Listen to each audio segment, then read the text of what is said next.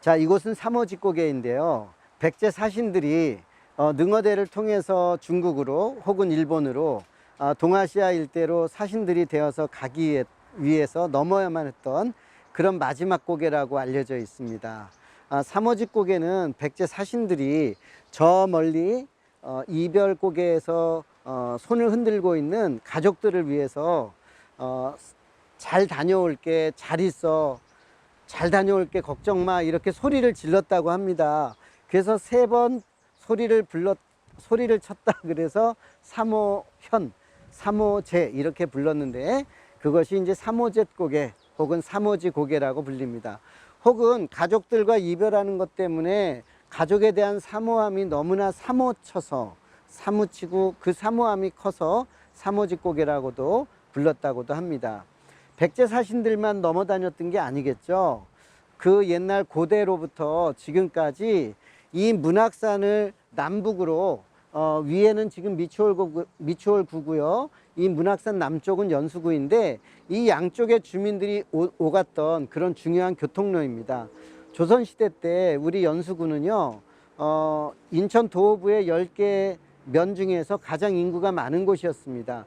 그래서 이곳 머누금이라고 불렸던 연수구 주민들이 가장 많이 넘나들었던, 그래서 도호부로 행정적인 일을 보러 다닐 수도 있고 혹은 향교나 서원에 공부하러 다니기도 했던 그런 고갯길이기도 합니다. 이곳은 삼호직고개 정상입니다. 동쪽으로는 문학산 정상이 있고요. 서쪽으로는 영경산이 있습니다. 영경산과 문학산 정상이 서로 흘러내려 가지고 이루고 있는 고개가 삼호지고개입니다. 이 삼호지고개에서 북쪽으로 가면은 미추홀구가 되고요. 전통시대에는 인천 도호부 관아와 향교, 학산서원 이런 중요한 시설들이 있었기 때문에 인천 도호부 전체를 통치하고 또 문화적인, 교육적인, 행정적인 중심의 역할을 했던 곳입니다. 그리고 이 삼호직고개 남쪽은 머누금면이라고 해서 우리 연수구 지역인데요. 우리 연수구 지역에는 동춘, 옥련, 청악, 연수 이 일대가 우리 연수구 일대입니다. 지금의 선악동 일대는 과거에 부면이라고 해서 분해면이라고 해서 인천 도호부의 관내 분해면을 같이 형성을 하고 있었습니다. 지금 이 삼호직고개는요, 인천 시민들이 너무나 많이 이용하고 즐겨 찾는 곳입니다. 2000년대 중반, 2015년 이후에 우리 문학산 정상이 개방이 됨으로써 공군기지가 떠나가고 완전히 시민들에게 개방됨으로써 문학산 정상에서 바라보는 우리 황해바다, 그리고 문학산 정상에서 바라다 보이는 인천과 부천, 그리고 더 나아가서 서울까지 다 보이기 때문에 시원한 바람을 맞으면서 인천 전체를 둘러볼 수 있는 그러한 천혜의 그러한 요지이기도 하거든요. 그래서 많은 분들이 찾아오시기도 합니다. 이 바위는 갑옷바위 혹은 석한바위라고 부릅니다. 이 갑옷바위의 전설이 있죠. 갑옷이 이 밑에 숨겨져 있다는 전설입니다. 이 지역에 굉장히 유명한 장수가 있었는데 이 장수가 전쟁에 나가가지고 큰 승리를 얻고 그래서 받게 된 선물과 또 자신이 썼던 갑옷들을 이곳에 묻고 누가 가져가지 못하도록 이 큰 바위를 가볍게 들어서 얹혀 놓았다고 합니다. 이 바위가 사실은 한 2톤 정도 나가는 무거운 바위입니다. 그래서 이 바위를 아무도 건드리지 못하게 했는데 약 400년 전에 안관당 지기가 문학산 정상에 김민선 장군의 사당을 지키고 있는 안관당 지기가 이것을 한번 들춰보려고 지렛대 원리를 이용해 가지고 딱딱한 나무떼기로 돌을 놓고 이렇게 이제 들어 올리려고 했습니다. 그랬더니 벼락이 내려 가지고 그 안관당 지기가 그 자리에서 죽고 이 바위 앞부분이 깨져 나갔다는 그러한 전설을 가지고 있습니다. 그래서 지금의 모양은 마치 소형 자동차 모양이고 그런 이제 크기인데요. 마치 두 개의 바위를 샌드위치처럼 이렇게 접어 놓은 것 같은 그런 모양입니다. 이 바위 밑에 갑옷이라든지 이러저러한 귀중품이 묻혀 있었다는 이야기로 보아가지고 아마도 이것은 고대 이전에 고인돌이 아니었을까 이렇게 추측하기도 합니다. 보통 고인돌들이 부장품을 놓고 그 위에 돌을 올려놓게 되죠. 이런 형태는 이제 탁자식 고인돌이라고 할 수 있는데 그렇게 추정을 하고 있는 것입니다. 그리고 이 갑옷바위 위에는 저렇게 또 탁자식 고인돌 같은 그런 형태의 바위가 또 있고요. 저쪽에는 할아버지 한 분이 지그시 이렇게 눈을 감고 주무시고 있는 듯한 잠자는 할아버지 바위가 있습니다. 이 갑옷바위와 할아버지 바위가 있는 이곳은 이렇게 펜스가 쳐져 있는데요. 경주 이씨 이항복의 자손들이 이곳에 이제 묘역을 조성하고 있고 바위는 그 안에 있기 때문에 지금 어느 정도 또 역설적으로도 보호가 되고 있기도 합니다. 갑옷바위에서 약 50m 거리 3호현의 도로 양쪽에 서쪽에는 갑옷바위가 있고 동쪽에 저 벼랑 위에는 저렇게 술바위 혹은 삼호주바위라고 하는 바위가 있습니다. 자세히 보시면 수박만한 커다란 구멍이 있습니다. 저 구멍에 물이 가득 차 있어서 지나가는 행인들이 딱 3잔만 마셔야지 그 이상 마시면 문제가 커진다고 전설이 있었다고 합니다. 그런데 어느 날 지나가던 스님 한 분이 물을 3잔만 마셔야 되는데 4잔을 마셔가지고 물이 끊겼다고 하는 그런 전설이 있습니다. 이것과는 조금 이제 다른 전설이 하나 있는데요. 저기에는 예쁜 선녀가 있어가지고 지나가는 사람들에게 물을 한 모금씩 줬다고 하죠. 표주박으로. 그런데 욕심을 내서 한 잔 이상 마시면은 물이 끊어지고 재앙이 내릴 수 있다는 전설이 있었다고 하죠.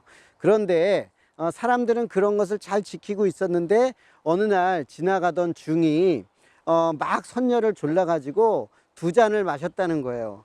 그랬더니 선녀가 갑자기 뻥 하고 사라졌대요.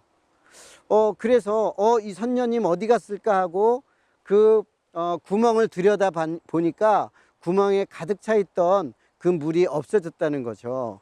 그래서 이 중이 손을 짚고 구멍을 들여다보는 그 과정에서 손으로 짚었던 자리하고 무릎이 댔던 자리가 움푹움푹 들어가고, 그리고 한가운데 수박만한 구멍에는 물이 완전히 말라져서 이 삼호연에는 더 이상 선녀도 그리고 맛있는 물도 맛볼 수 없었다는 그런 전설이 내려오고 있습니다. 이 삼호지우 바위의 전설이라든지 갑옷바위 전설에 공통점이 있다면 뭐뭐 하지 말아라입니다. 이거 하면은 마을이 어려워질 수도 있다. 공동체에게 어려움이 있을 수 있다. 옛사람들은 이러한 전설이나 설화 이런 것들을 통해서 어린이들이나 지역 사람들에 대한 교육의 그런 자료로 삼기도 했죠. 이런 이제 삼호지바위에 전설이 있고 설화가 있다는 것이 갖는 가장 큰 의의는요, 역시 문화를 창조하고 문학을 만들어 갔던 주민들이 문화의 창조자였다는 사실, 그것이 가장 의미 있는 것 아닌가 저는 그렇게 보고 있습니다. 삼호직곡에서 도보로 약 10분 정도 내려오면 연수동하고 청학동의 경계지역인, 과거에는 머금이 지역과 이 청릉의 접경지역인 곳에 백제운물터라고 하는 이렇게 운물이 있습니다. 백제운물은요, 저 2000년 전까지 올라가야 되겠죠. 비류와 온조가 고구려 땅에서 내려와 가지고 백제를 처음 만들 때 온조는 십제를, 그리고 비류는 미추홀국을 만들게 되는데요. 미추홀국을 만들었던 비류가 물이 짜고 또 땅이 척박해서 나라를 이제 동생과 합쳐 가지고 백제를 만들게 되죠. 그러한 이제 이야기가 이 문학산과 문학산 남쪽 이 청학동 지역에는 계속해서 전해져 내려왔습니다. 그러다 보니까 주민들은 비류가 산 꼭대기에 문학산 정상에 운물을 하나 파고 또 문학산 중턱에 하나 파고 그리고 문학산 마지막 그 기슭에 우물을 하나 팠다는 이제 그러한 이야기들이 전해오는 것을 토대로 여기에 이제 아주 큰 수량이 풍부하고 또 맑은 이 옹달샘이 운물로 이제 자리를 하고 있었기 때문에 이름을 백제운물이라고 이름하고 이어져 왔던 것입니다. 비류가 우물을 팠다는 증거는 없고요. 다만 많은 주민들 속에서 그리고 역사를 간직하려고 했던 백성들과 주민들의 노력이 백제우물이라는 이름을 가지고 사용되어 왔다는데 큰 의의가 있다고 볼 수 있습니다. 그리고 전통시대의 수맥은요, 그 수맥 자체가 돌아다니는 것이 아니기 때문에 분명히 그 옛날 미추홀국의 중심들과 또 그 이후에 백제 때라든지 고구려 때 혹은 고려 시대, 조선 시대를 막론하고 이 수맥, 이 옹달샘 운물은 계속해서 많은 사람들의 사랑을 받았을 것입니다. 그래서 이 백제운물이라고 하는 이름은 옛날부터 오랫동안 이 지역 사람들이 사용했던 운물이라는 점에서 그 의의가 크다고 할 수 있습니다. 이 운물은요, 또 아주 중요한 그런 스토리를 몇 개 가지고 있는데요. 첫 번째는요, 연수구가 토지 개발이 되면서 토지구획 정리사업 과정에서 이쪽으로 도로가 나게 돼 있었습니다. 그래서 이 백제운물터 전체가 도로가 나게 돼 있었는데 옛 돌아가신 박광성 교수라든지 이영석 박사, 우케제 교수, 그리고 시립박물관장을 역임하신 조우성 선생님, 이런 향토 사학자들에 의해서 이곳이 지켜지게 된 것입니다.